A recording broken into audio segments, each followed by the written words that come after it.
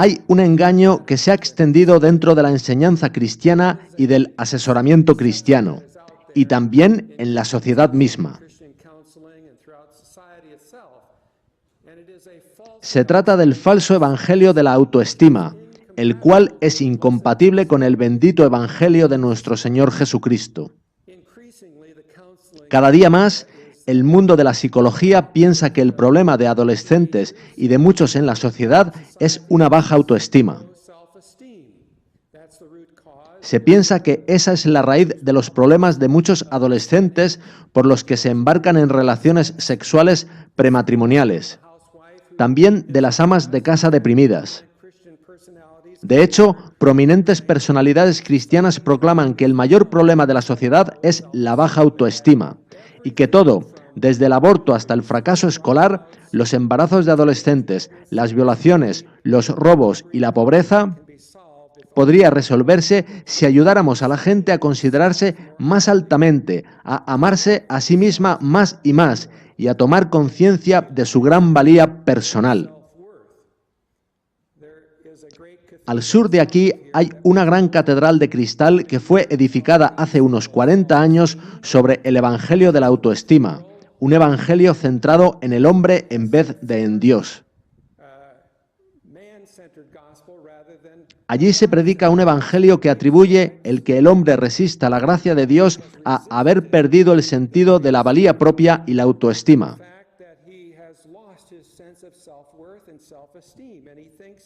Y pregona que, en vez de decirle a la gente que es pecadora, habría que decirles que son muy valiosos y dignos. Hay también un escritor evangélico, James Dobson, que ha construido toda una industria de terapia cristiana sobre el evangelio de la autoestima. En uno de sus libros él dice lo siguiente: es mi propósito formular una filosofía bien definida para la educación de los niños que contribuirá a la autoestima ya desde la infancia. El evangelio de la autoestima, tan popular en la última parte del siglo XX y en lo que llevamos del XXI, es realmente un sutil engaño de Satanás.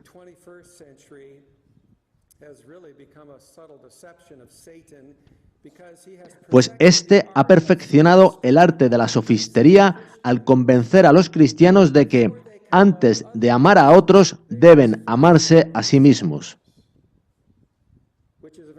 Lo cual es una sutil distorsión de ese gran mandamiento de Jesús cuando dice: amarás a tu prójimo como a ti mismo. ¿Acaso nos dice ahí Jesús que antes de amar a otros hemos de amarnos a nosotros mismos? Si Satanás puede llevar a los cristianos a pensar que el amor a uno mismo, que es el fundamento de la autoestima, es parte esencial del evangelio, entonces habrá derrotado completamente el principio de la cruz de Jesucristo. La cruz es la revelación a nuestros adormecidos sentidos de nuestro abnegado Dios. La cruz es una revelación de la abnegación de Dios. Satanás, en cambio, ha acusado continuamente a Dios de autoexaltarse, de quererlo todo para sí mismo, de pedirnos a nosotros la abnegación que no se exige a sí mismo.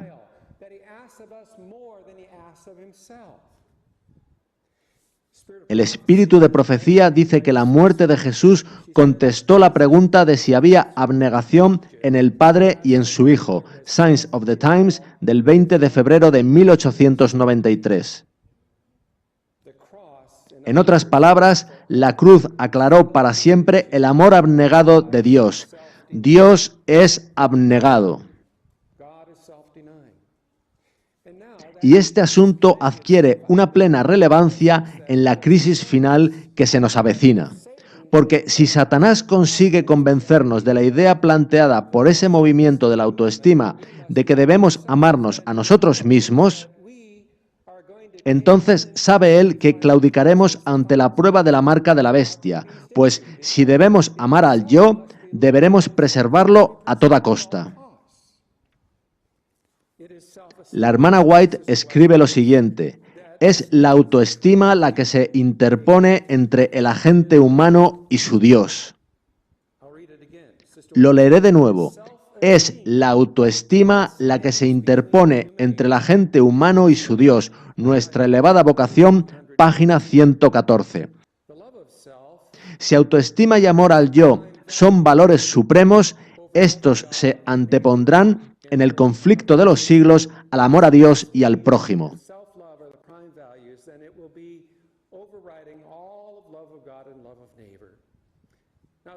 Ahora, en el Camino a Cristo, página 29, el verdadero Espíritu Santo enseña al alma a odiar su egoísmo y amor propio.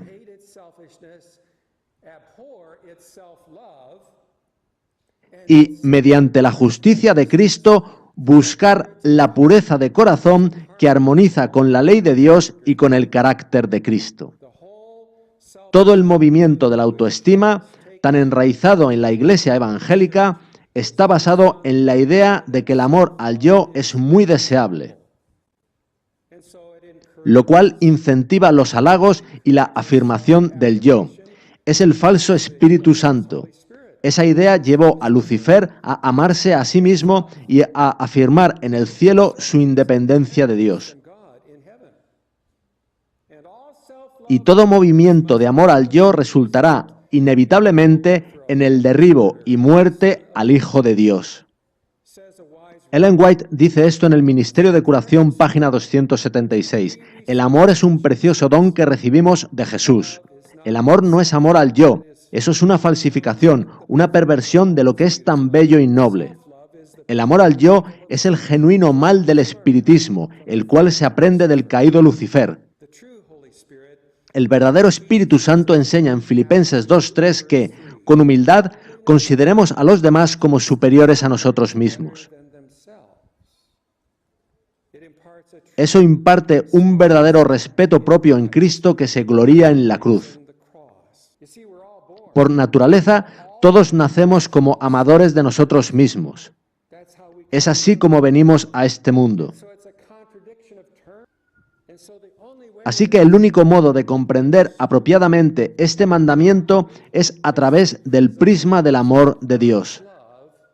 El amor de Dios es entregado.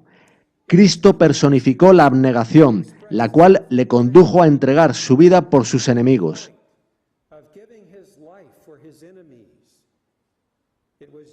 Fue Jesús quien pronunció las palabras «Amarás a tu prójimo como a ti mismo». Fue Dios quien llenó esas palabras con su significado correcto, al decir en Romanos 8:32 lo siguiente: «El que no escatimó ni a su propio Hijo, sino que lo entregó por todos nosotros». Eso te da una correcta valoración sobre ti mismo. ¿Enseña Jesús lo mismo que el movimiento de la autoestima tan introducido en las iglesias?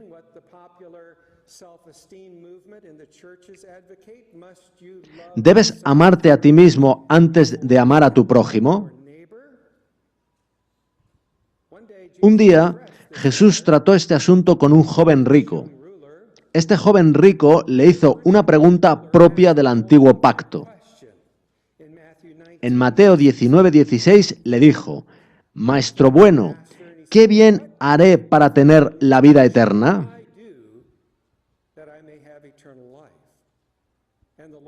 Y el Señor le dijo la frase que estamos considerando: «Amarás a tu prójimo como a ti mismo». Por lo que dijo después, este joven estaba convencido de haber guardado todos los mandamientos de Dios.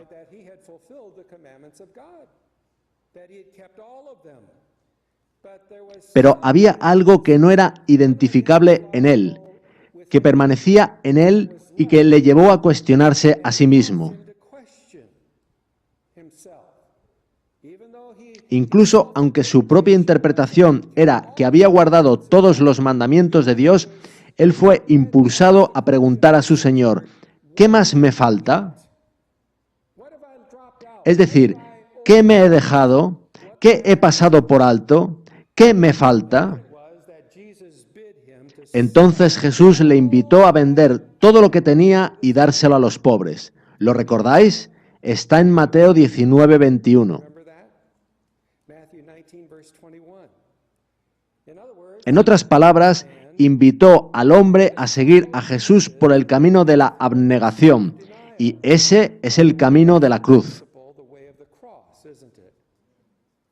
Mateo 19, 22 nos dice: oyendo el joven esta palabra, se fue triste, porque tenía muchas posesiones. Esto nos dice que su ídolo era él mismo, el cual se sentía resguardado por su riqueza.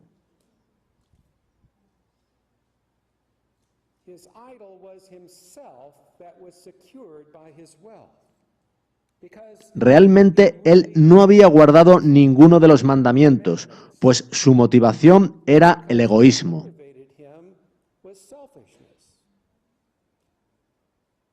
En Palabras de vida del Gran Maestro, página 392, Ellen White dice lo siguiente: el que se ama a sí mismo es un transgresor de la ley. Ella dice que este joven tenía egoísmo en su corazón y añade: no tenía un verdadero amor a Dios o al hombre. En su amor a sí mismo estaba en desacuerdo con los principios del cielo. Palabras de vida del Gran Maestro, página 392. De modo que, sea lo que Cristo pretende enseñar al decir amarás a tu prójimo como a ti mismo, no se refiere a amarte a ti mismo antes de amar a tu prójimo. No es eso lo que Jesús enseña, porque recordemos que el amor a uno mismo es la base del falso evangelio de la autoestima, del movimiento de la autoestima. ¿Y quién inventó el amor a uno mismo? Fue Lucifer. Ese fue el primer pecado, que le llevó a rebelarse contra Dios y a pensar en matar al Hijo de Dios.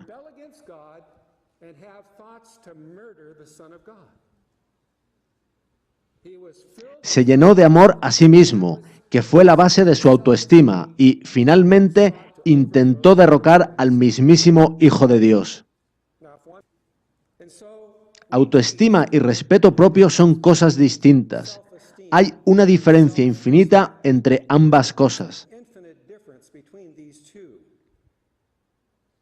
El respeto propio es una saludable conciencia santificada, otorgada por Dios. La autoestima, en cambio, es un sentimiento bien pecaminoso de importancia propia y orgullo.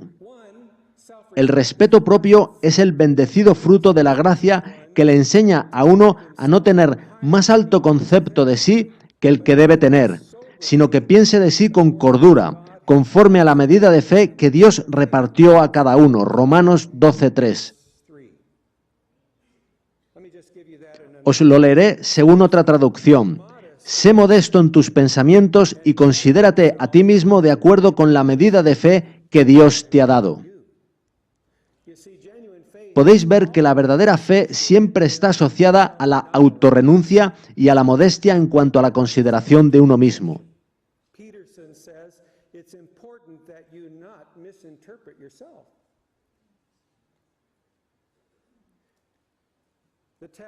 El texto de Pablo indica que cuanto mayor es la fe de una persona, menos pensará en sí misma. Así que la Biblia no alienta a la autoestima, pero sí alienta al respeto propio, contra el que nada pueden hacer todos los demonios. Que esa verdad permee en vosotros, de modo que vuestra seguridad, vuestro valor, lo sea solo en Cristo Jesús.